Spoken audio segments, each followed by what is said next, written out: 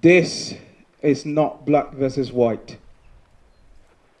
This is everyone versus racism.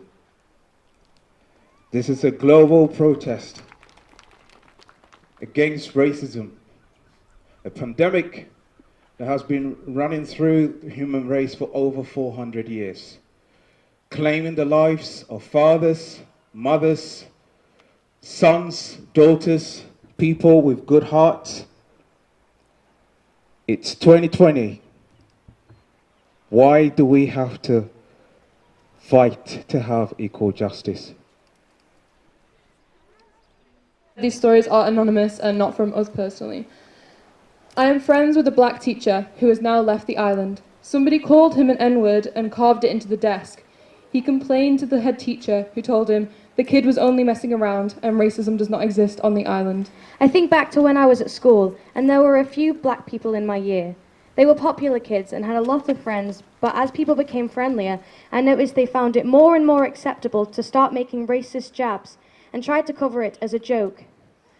What's worse is I knew how wrong it was, but in an effort to fit in, I was guilty of laughing once or twice. I'm not that ignorant anymore, and honestly, I'm so ashamed of myself for not speaking up. As we were walking along the path, a young schoolgirl in her uniform was walking towards us.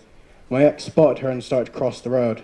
I asked why he was crossing, and he shouted for the girl, who looked between 12 to 14 years of age, to hear, "I don't want to walk near the dirty."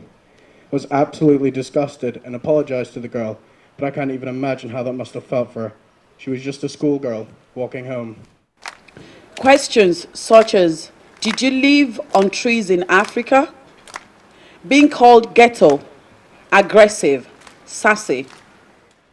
We are not trying to start a race war, but trying to end one. And I quote Dr. Martin Luther King, "Injustice for one is injustice for all." And finally, diversity and inclusion is the future. Thank you.